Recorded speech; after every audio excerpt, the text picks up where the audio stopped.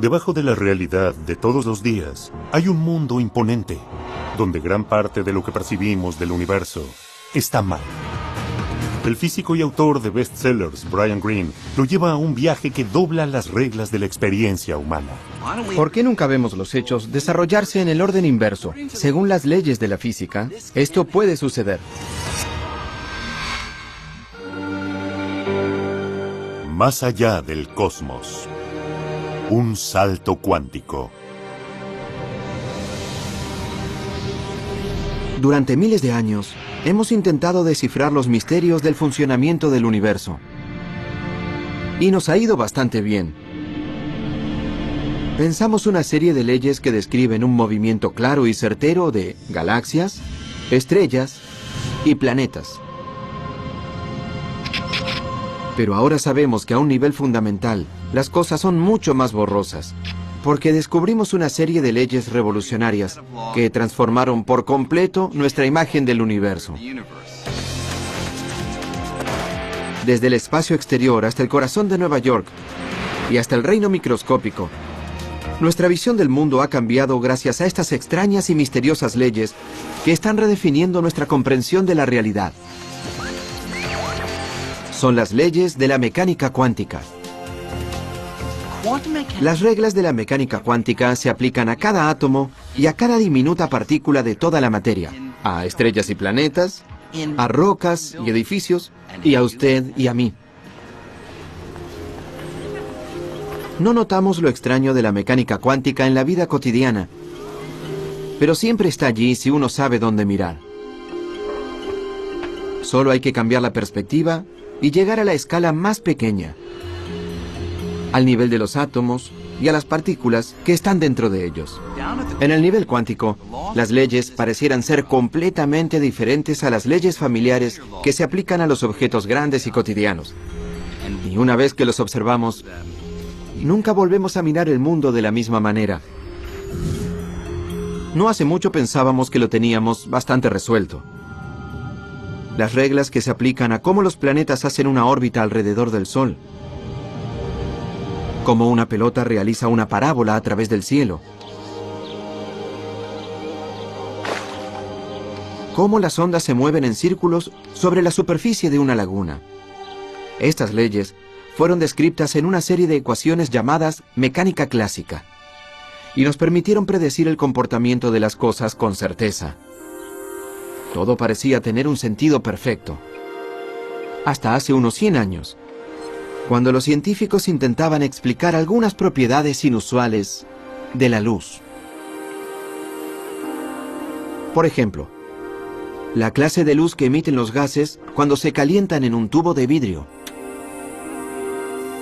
Cuando los científicos observaron esta luz a través de un prisma, vieron algo que nunca habían esperado. Si calentaras gas y lo miraras por un prisma, formaría líneas. No el espectro continuo que uno espera proyectado por un pedazo de vidrio cortado sobre una mesa, sino líneas muy distintivas. No da un arco iris claro de luces. Da rayos precisos de luz de colores muy específicos. Y era una especie de misterio. ¿Cómo comprender lo que pasaba? Una explicación de algunas misteriosas líneas de color llegarían de la mano de una serie de científicos radicales que al comienzo del siglo XX lidiaban con la naturaleza fundamental del mundo físico. Y algunas de las ideas más sorprendentes llegaron de la mente de Niels Bohr, un físico al que le encantaba discutir nuevas ideas jugando al ping-pong. Bohr estaba convencido de que la respuesta al misterio estaba en el corazón de la materia, en la estructura del átomo. Le pareció que los átomos se asemejaban a un sistema solar diminuto, donde partículas incluso más diminutas, llamadas electrones, orbitaban alrededor de un núcleo, del mismo modo en que los planetas orbitan alrededor del Sol. Pero Bohr propuso que, a diferencia del sistema solar, los electrones no podían moverse en cualquier órbita. Solo ciertas órbitas les estarían permitidas. Tenía una idea muy sorprendente que contrariaba por completo a la física, que es que había estados definitivos, órbitas fijas que podrían tener estos electrones y solo esas órbitas. Bohr decía que al calentarse un átomo, sus electrones se agitaban y saltaban de una órbita fija a la siguiente. Cada salto emitiría energía en formas de luz y longitudes de onda muy específicas. Y por eso los átomos producen colores muy específicos. De aquí es de donde sale la frase salto cuántico. De no ser por el salto cuántico, uno obtendría la totalidad de los colores saliendo del átomo a medida que se excitaba o se calmaba. Pero eso no es lo que vemos en el laboratorio. Se ven rojos y verdes muy intensos. El salto cuántico es el origen y el autor de ese color intenso. Lo que hacía tan sorprendente al salto cuántico era que el electrón pasa directamente desde aquí hasta allí, aparentemente sin moverse por el espacio intermedio. Era como si Marte de pronto pasara de su propia órbita hacia la de Júpiter.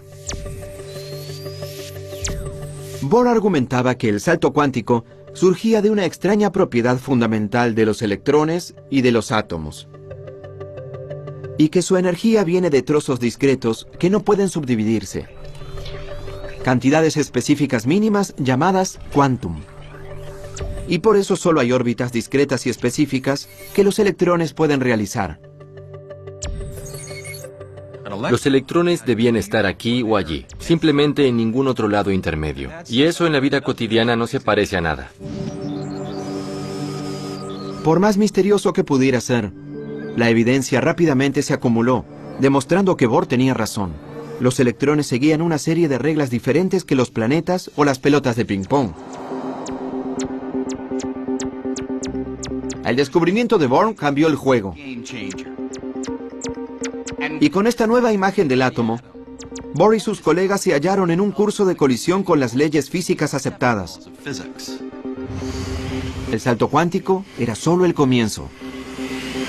Pronto las radicales visiones de Bohr lo llevarían cara a cara con uno de los físicos más grandes de la historia.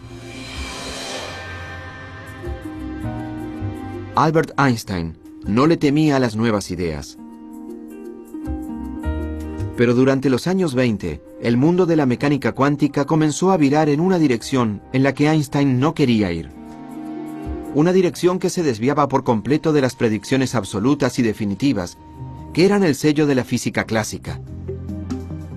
Una prueba en particular que se conocería como el experimento de la doble rendija, expuso misterios cuánticos como ningún otro.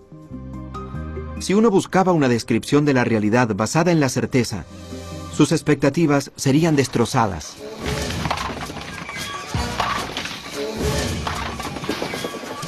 Podemos obtener una imagen bastante clara de este experimento y de cómo altera dramáticamente nuestra imagen de la realidad, realizando un experimento similar.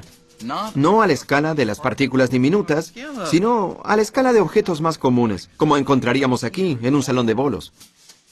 Pero primero, debo hacerle un par de ajustes a la pista.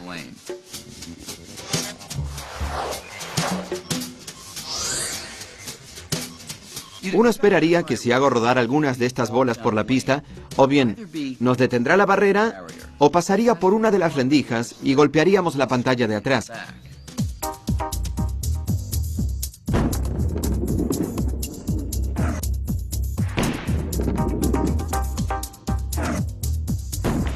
Y de hecho eso es lo que sucede.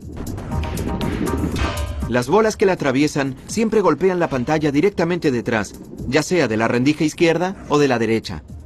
El experimento de la doble rendija era bastante parecido a este, solo que en lugar de bolas de boliche se usan electrones que son miles de millones de veces más pequeños. Pueden imaginárselos así.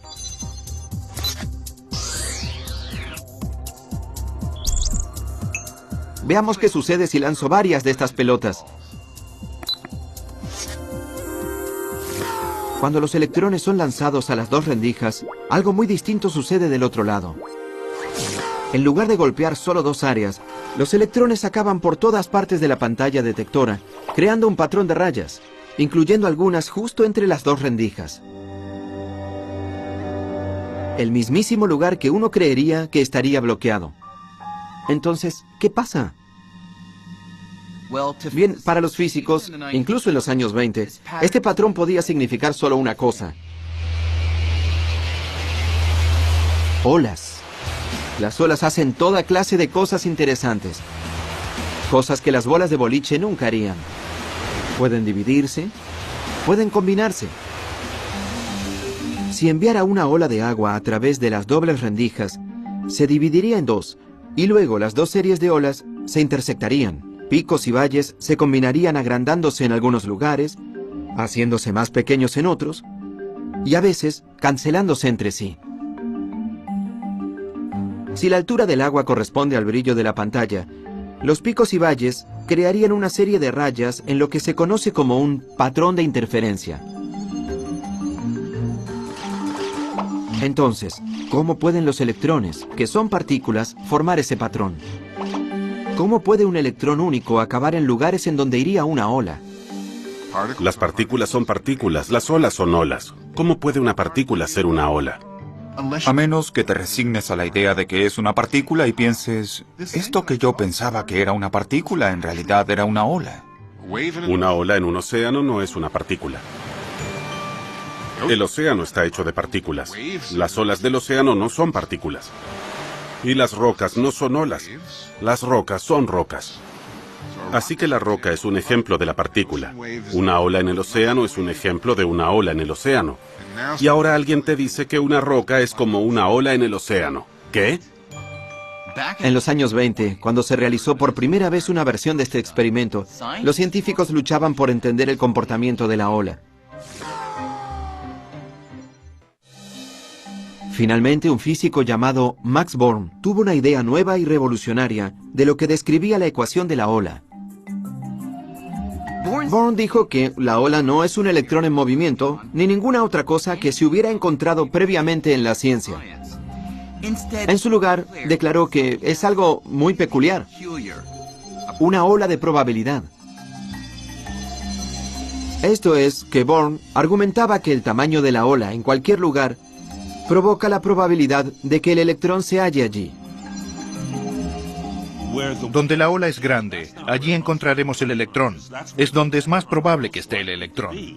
Y eso es muy extraño, ¿no? El electrón solo parece ser un revoltijo de posibilidades. No se te permite preguntar dónde está el electrón ahora.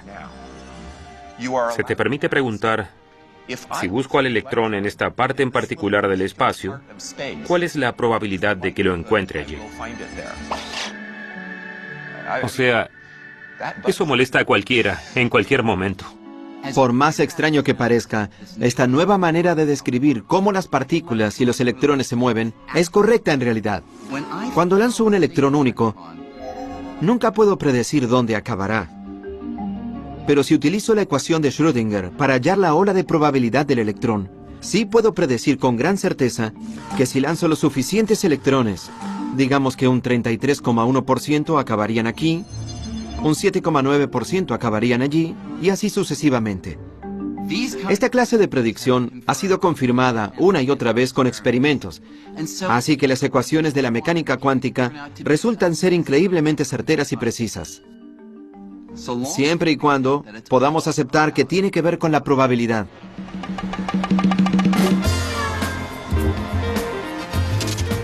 Si creen que la probabilidad quiere decir que están reducidos a adivinar, los casinos de Las Vegas están listos para probar que se equivocan.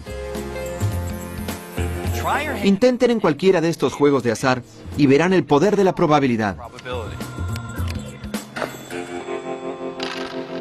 Digamos que hago una apuesta de $20 en el 29 en esta mesa de la ruleta.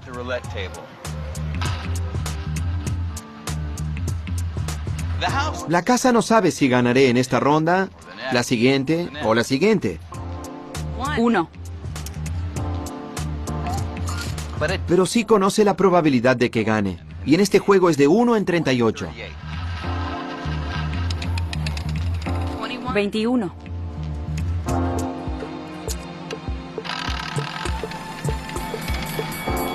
29. Así que a pesar de que gane de vez en cuando, a la larga la casa siempre se lleva más de lo que pierde. El punto es que la casa no tiene que conocer el resultado de ningún juego de naipes, de dados o de la ruleta. Los casinos aún pueden estar confiados de que a lo largo de miles de giros, manos y vueltas, ellos van a ganar. y pueden predecir con una precisión exquisita exactamente con qué frecuencia. Según la mecánica cuántica, el mundo en sí es un juego de azar muy parecido a este. Toda la materia del universo está compuesta de átomos y partículas subatómicas que siguen las leyes de la probabilidad, no de la certeza. En su base, la naturaleza es descrita por una teoría intrínsecamente probabilística. Y eso va muy en contra de la intuición. Es algo que a muchos les resultaría difícil de aceptar. Una persona a la que le resultaba difícil era Einstein. Einstein no podía creer que la naturaleza fundamental de la realidad, en su nivel más profundo, fuera determinada por el azar. Y esto es lo que Einstein no podía aceptar. Einstein dijo, Dios no juega a los dados. No le gustaba la idea de que no pudiéramos decir con certeza que sucede esto o aquello. Pero muchos otros físicos no estaban tan desalentados por la probabilidad, porque las ecuaciones de la mecánica cuántica les daban el poder de predecir el comportamiento de grupos de átomos y partículas pequeñas con una precisión asombrosa. Antes de lo esperado, ese poder conduciría a algunas grandes invenciones. Láseres, transistores, circuitos integrados, el campo entero de la electrónica. A pesar de todos estos triunfos, la mecánica cuántica sigue siendo profundamente misteriosa. Hace que todo esto funcione, pero aún no respondimos preguntas básicas formuladas por Albert Einstein en los años 20 y 30. Preguntas con respecto a la probabilidad y a la medida, el acto de la observación. Para Niels Bohr, la medición lo cambia todo. Creía que antes de medir u observar una partícula, sus características eran inciertas. Por ejemplo, un electrón en el experimento de la doble rendija. Antes de que el detector de atrás pueda señalar su ubicación, podría estar casi en cualquier lado con un rango enorme de posibilidades. Hasta el momento en que lo observas. Y solo en ese momento desaparecerá la incertidumbre de la ubicación. Según el enfoque de Bohr de la mecánica cuántica, cuando se mide una partícula, el acto de la medida obliga a la partícula a renunciar a todos los otros lugares posibles donde podría haber estado y selecciona una ubicación definitiva donde encontrarla. El acto de la medida es lo que obliga a las partículas a tomar esa decisión. Niels Bohr aceptó que la naturaleza de la realidad era intrínsecamente borrosa, pero Einstein no. Él creía en la certeza no solo cuando algo se mide o se observa, sino todo el tiempo. Como dijo Einstein, a mí me gusta pensar que la luna está allí, incluso cuando no la estoy mirando. Eso era lo que tanto le molestaba a Einstein. Pensamos que la realidad del universo descansa en si abrimos los ojos o no. Es estrafalario. Einstein estaba convencido de que algo le faltaba a la teoría cuántica. Algo que describiría todos los rasgos detallados de las partículas, como sus ubicaciones, incluso cuando no las miráramos. Pero en ese momento, pocos físicos compartieron su preocupación. Y Einstein consideraba que era abandonar el trabajo del físico. No era una física mala, estaba incompleto. Esa es la abstención de Einstein. La mecánica cuántica no es incorrecta hasta donde se sabe, pero está incompleta. No captura todas las cosas que pueden observarse o predecirse con certeza. A pesar de los argumentos de Einstein, Niels Bohr se mantuvo firme. Cuando Einstein repitió que Dios no juega a los dados, Bohr le respondió: deja de decirle a Dios qué hacer. Pero en 1935, Einstein pensó haber hallado finalmente el talón de Aquiles de la mecánica cuántica.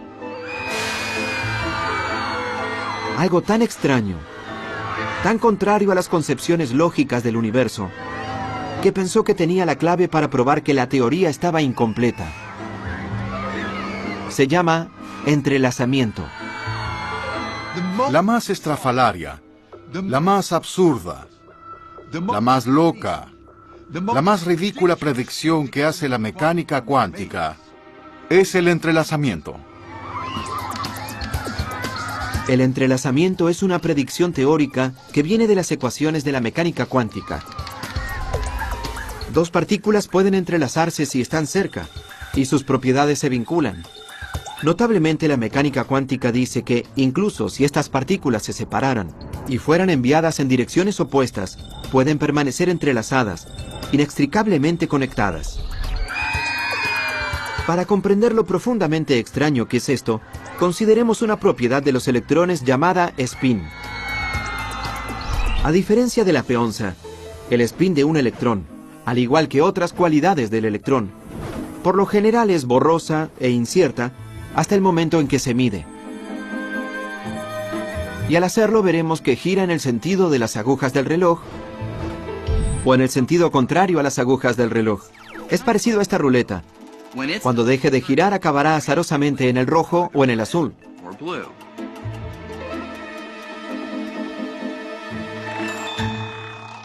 Ahora imaginen una segunda ruleta. Si estas dos ruletas se comportan como dos electrones entrelazados, entonces, cada vez que uno acabe en el rojo, está garantizado que el otro acabará en el azul. Y viceversa.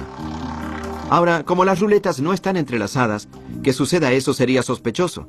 Pero la mecánica cuántica de Niels Bohr y sus colegas llegaron incluso más lejos, prediciendo que si una del par estaba lejos, incluso en la Luna, sin cables ni transmisores que las conecten, aun si miráramos una y la encontráramos en rojo, la otra seguramente estaría en azul.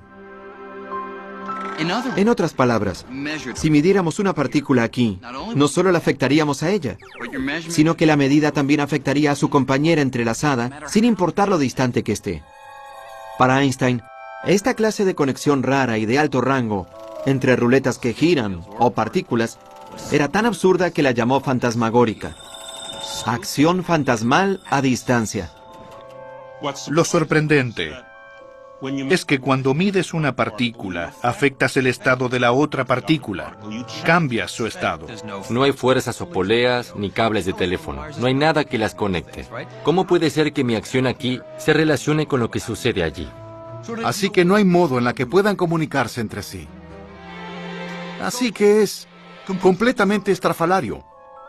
Y es algo de lo que Einstein se dio cuenta en 1935.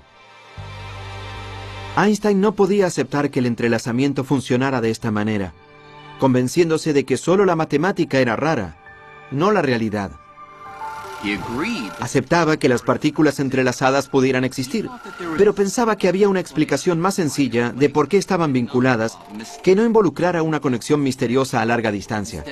En su lugar insistía en que las partículas entrelazadas eran más parecidas a un par de guantes. Imaginen que alguien separa los dos guantes poniendo a cada uno en una maleta. Luego, esa persona me entrega una de esas maletas y envía la otra maleta a la Antártida.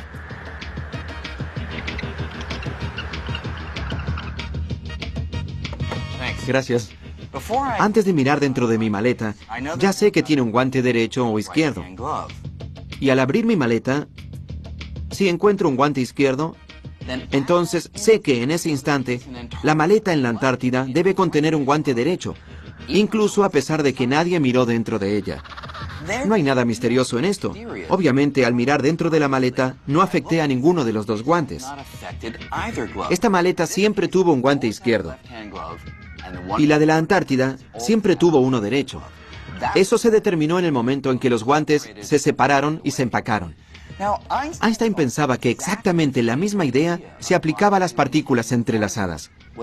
Cualquiera sea la configuración en la que están los electrones, debe haber estado completamente determinada desde el momento en que se separaron. Entonces, ¿quién tenía razón? ¿Bohr, que apoyaba las ecuaciones que decían que las partículas eran como ruletas que giraban, que podrían vincular de inmediato sus resultados azarosos, incluso atravesando grandes distancias? ¿O Einstein, que creía que no había una conexión fantasmal, sino que, en su lugar, todo estaba decidido mucho antes de mirar? El gran desafío era resolver quién tenía razón, si Bohr o Einstein. Einstein dice que una partícula tiene un spin definitivo antes de medirlo. ¿Cómo se verifica?, se le dice a Einstein. Dice, pues mídalo y encontrará el spin definitivo. Bohr diría, pero es el acto de medirlo lo que hizo que el spin tenga ese estado definitivo. Nadie sabía cómo resolver el problema. Toda la cuestión acabó considerándose filosofía, no ciencia. En 1955, Einstein murió, aún convencido de que la mecánica cuántica ofrecía, como mucho, una imagen incompleta de la realidad.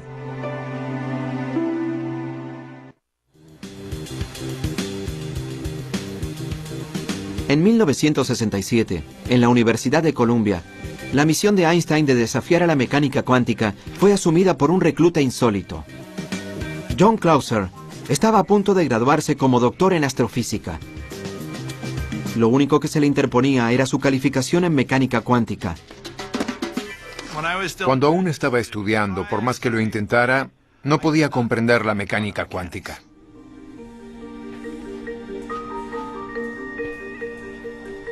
Clauser se preguntó si Einstein podría estar en lo cierto cuando hizo un descubrimiento que cambió su vida. Era una publicación poco conocida de un físico irlandés también poco conocido, llamado John Bell. Increíblemente, Bell parecía haber hallado una manera de romper el bloqueo entre Einstein y Bohr y demostrar de una vez por todas quién tenía razón acerca del universo. Creía que la visión de la mecánica cuántica estaba probablemente equivocada. Al leer la publicación, Clauser vio que Bell había descubierto cómo saber si las partículas entrelazadas se comunicaban con una acción fantasmal, como las ruletas, o si no había nada fantasmal en absoluto, y las partículas ya estaban determinadas, al igual que el par de guantes.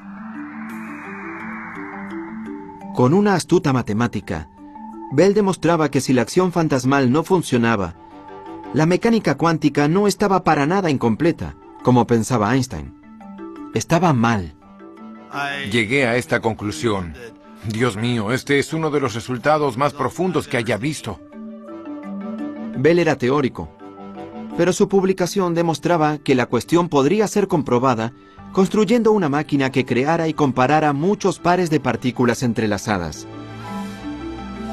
Bell convirtió la pregunta en una cuestión experimental. No se trataría solo de filosofía o de intercambiar papeles. Y el experimento que imaginó podía realizarse. Realmente se podía armar un experimento real para forzar la situación. Clauser se lanzó a construir una máquina que finalmente saldara el debate. Yo era solo un estudiante. Me resultaba asombroso. Siempre está la sutil posibilidad de que encuentres un resultado que sacuda al mundo.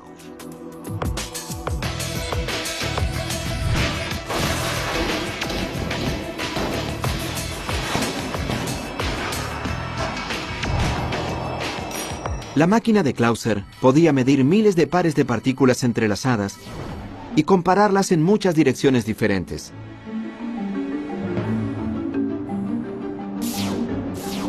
A medida que los resultados comenzaron a llegar, Clauser se sorprendió y no se alegró. No dejaba de preguntarme qué hice mal, qué errores cometía en esto.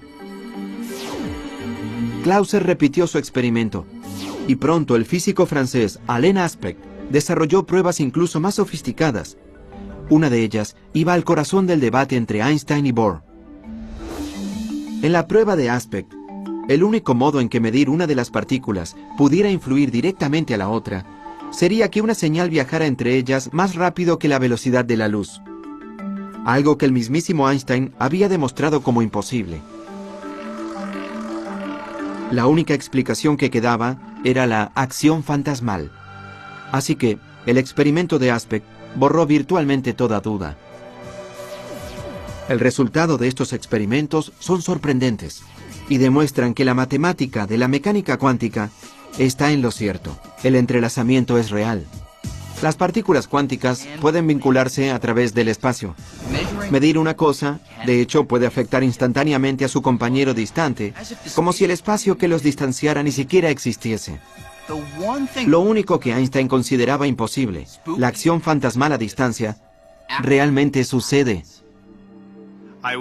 Una vez más estaba muy triste por no haber descartado a la mecánica cuántica, porque aún hasta el día de hoy me cuesta mucho comprenderla. Eso es lo más estrafalario de la mecánica cuántica. Es imposible siquiera comprender.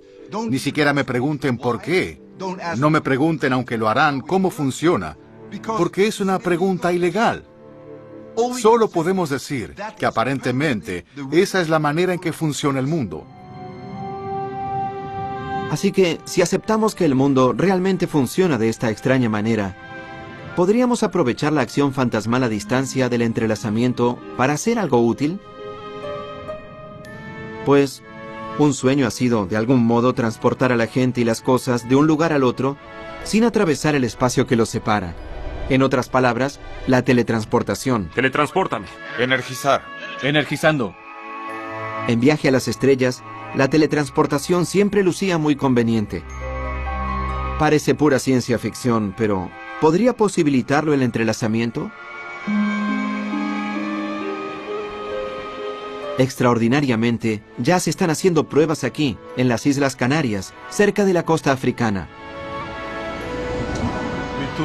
Hacemos los experimentos aquí en las Islas Canarias porque tienes 2 observatorios. Y después de todo, es un buen ambiente.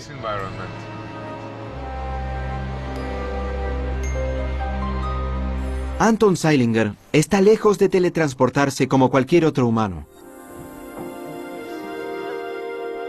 Pero sí intenta usar el entrelazamiento cuántico para teletransportar pequeñas partículas individuales. En este caso, fotones, partículas de luz. Funciona así.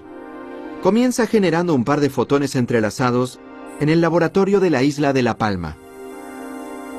Un fotón entrelazado permanece en La Palma, mientras que el otro es enviado por un telescopio láser a la isla de Tenerife, a 144 kilómetros de distancia.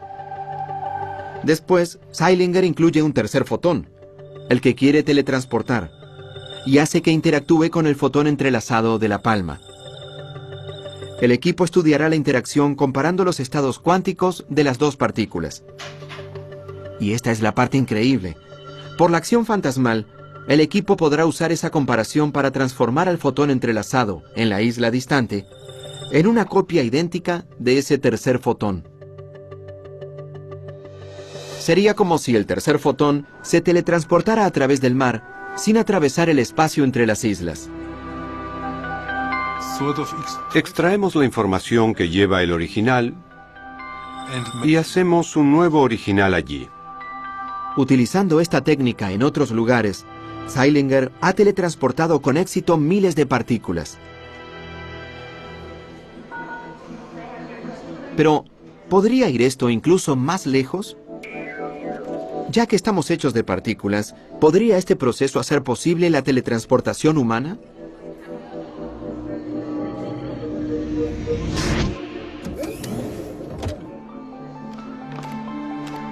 Bienvenida a Nueva York. Digamos que quiero ir a almorzar a París.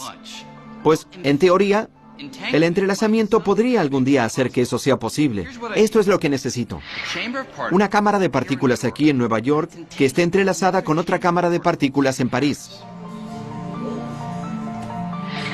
Por aquí, señor Green. Entraría a una cápsula que sería como un escáner o una máquina de fax.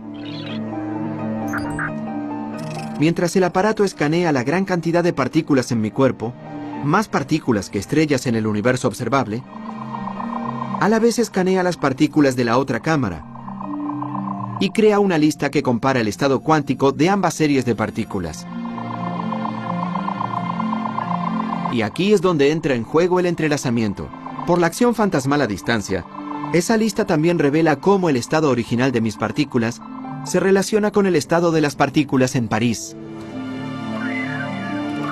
A continuación, la operadora envía esa lista a París. Allí usan los datos para reconstruir el estado cuántico exacto de cada una de mis partículas y un nuevo yo se materializa. No es que las partículas viajen de Nueva York a París. es que el entrelazamiento permite que mi estado cuántico sea extraído en Nueva York y se reconstituya en París, hasta la última partícula.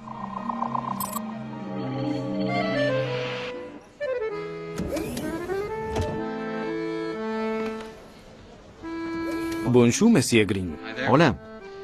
Así que aquí estoy, en París, una réplica exacta de mí mismo.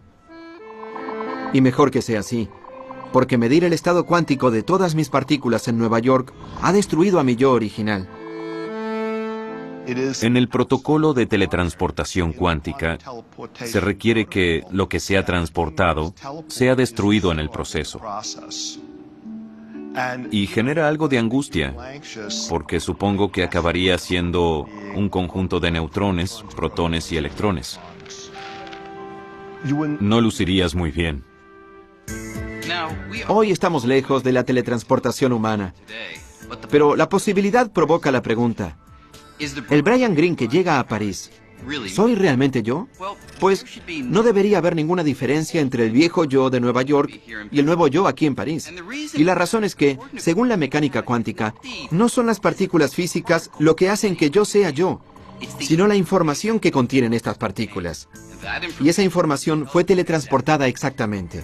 Todos los trillones y trillones de partículas que componen mi cuerpo.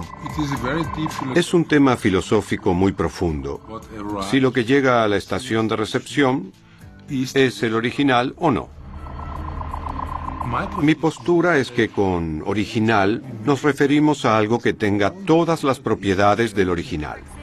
Y si este es el caso, sí es el original.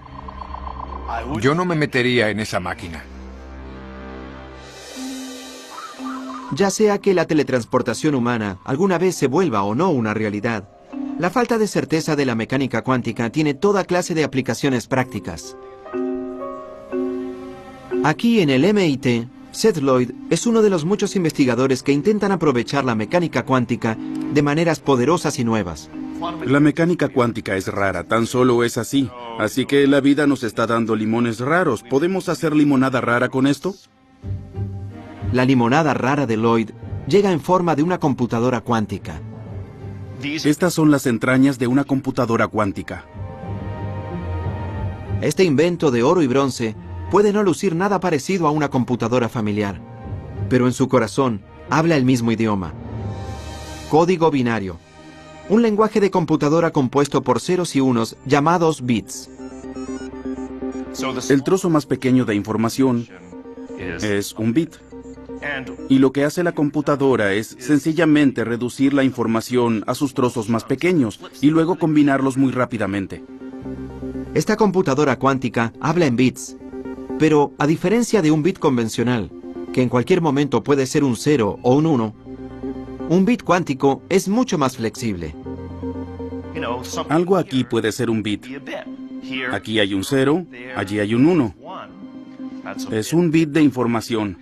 Así que si puedes tener algo que esté aquí y allí al mismo tiempo, tendrás un bit cuántico o qubit. Al igual que un electrón puede ser una mezcla borrosa de giros, en el sentido de las agujas del reloj y en el sentido contrario, un bit cuántico puede ser una mezcla borrosa de ceros y unos. Así que un qubit puede hacer varias cosas a la vez. Eso significaría que puedes hacer cómputos de un modo en que nuestros cerebros clásicos no podrían ni soñar. En teoría, los bits cuánticos podrían estar hechos de cualquier cosa que se comporte de un modo cuántico, como un electrón o un átomo. Como los bits cuánticos son tan buenos en hacer varias cosas a la vez, si podemos resolver cómo hacer que los qubits trabajen juntos para resolver el problema, nuestro poder para computar podría explotar exponencialmente. Para tener una idea de por qué la computación cuántica sería tan poderosa, imaginen estar atrapados en el medio de un laberinto de setos.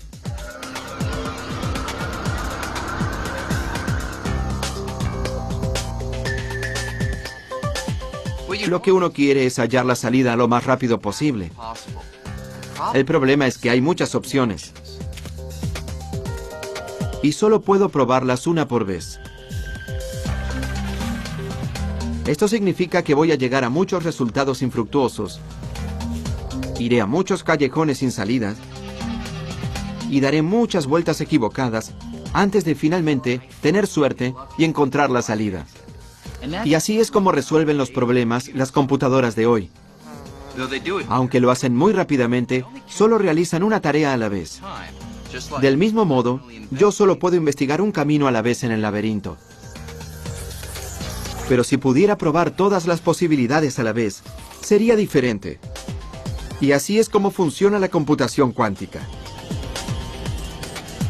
Ya que las partículas pueden, de algún modo, estar en varios lugares a la vez, la computadora podría investigar una enorme cantidad de caminos o soluciones a la vez y encontrar la correcta en un parpadeo. Un laberinto como este solo tiene un número limitado de caminos que explorar, así que una computadora convencional podría encontrar la salida bastante rápido.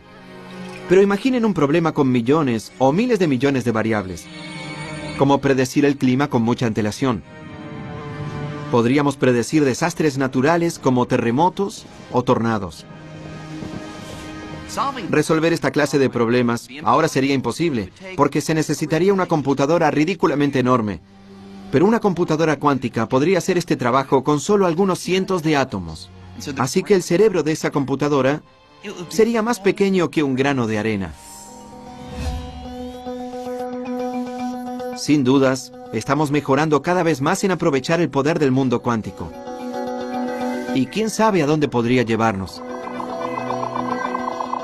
Pero no podemos olvidar que en el corazón de esta teoría que nos ha dado tanto, sigue habiendo un enorme agujero. Todo lo raro del nivel cuántico, a la escala de átomos y partículas, ¿a dónde se dirige? ¿Por qué las cosas en el mundo cuántico pueden permanecer en un estado de incertidumbre, aparentemente estando un poco aquí y un poco allí, mientras que tú y yo, que, después de todo, estamos hechos de átomos y partículas, parecemos estar siempre atascados en un estado único y definitivo? Nosotros siempre estamos o aquí o allí. Niels Bohr no ofrecía una explicación real de por qué toda la rareza del mundo cuántico pareciera desaparecer a medida que las cosas aumentan de tamaño. Por más poderosa y precisa que la mecánica cuántica ha probado ser, los científicos siguen luchando para resolver esto. Algunos creen que falta un detalle en las ecuaciones de la mecánica cuántica. Así que, a pesar de que hay múltiples posibilidades en el mundo de lo diminuto, los detalles que faltan ajustarían los números en nuestro ascenso de átomos a objetos en el mundo grande para que se haga claro que todas, excepto una de esas posibilidades, desaparezcan y den un único y certero resultado. Otros físicos creen que todas las otras posibilidades que existen en el mundo cuántico no desaparecen nunca. En su lugar, cada posibilidad posible sucede. Solo que la mayoría sucede en otros universos, paralelos al nuestro. Es una idea alucinante. Pero la realidad podría ir más allá del universo único que vemos todos, y estar constantemente ramificándose, creando nuevos mundos alternativos donde todas las posibilidades se desarrollan. Esta es la frontera de la mecánica cuántica, y nadie sabe a dónde nos llevará. El mismísimo hecho de que nuestra realidad sea más grandiosa, mucho más extraña y misteriosa de lo que pensábamos, es para mí también muy hermosa e imponente. La belleza de la ciencia es que permite aprender cosas que van más allá de tus más grandes sueños. Y la mecánica cuántica es el epítome de eso. Después de aprender mecánica cuántica, nunca vuelves a ser el mismo. Por más extraña que pudiera ser la mecánica cuántica, lo que es claro ahora es que no hay barreras entre los mundos de lo pequeño y de lo grande. En su lugar, estas leyes se aplican en todos lados, y es solo que los rasgos raros son más aparentes cuando las cosas son pequeñas. Así que el descubrimiento de la mecánica cuántica ha revelado una realidad, nuestra realidad, que es tan asombrosa como emocionante, y nos acercó mucho más a entender por completo la tela del cosmos.